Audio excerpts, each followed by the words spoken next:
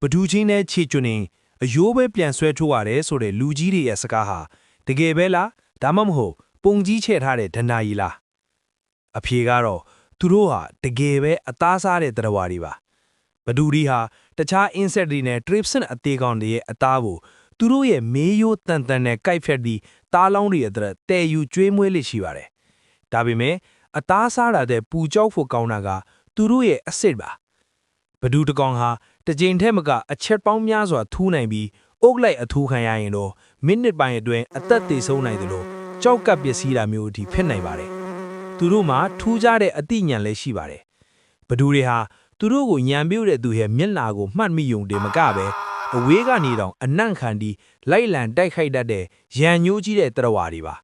ဒါကြောင့်တောထဲမှာမြေပေါက်ဝလေးတစ်ခုတွေ့ရင်တာမန်ပဲလို့မထင်လိုက်ပါနဲ့အဲ့ဒီအထဲမှာမြေအောက်ကအသားစားဘရင်ဘဒူတွေရှိနေနိုင်လို့သတိထားကြပါနော်အခုလိုစိတ်ဝင်စားဖို့ကောင်းတဲ့တောရိုင်းတရိษံတွေရဲ့လျှို့ဝှက်ချက်တွေကိုပိုပြီးသိချင်တယ်ဆိုရင်တော့ကျွန်တော်တို့ရဲ့ Animal Facts မြန်မာကို follow လုပ်ထားဖို့ဖိတ်ခေါ်ချင်ပါတယ်ခင်ဗျာ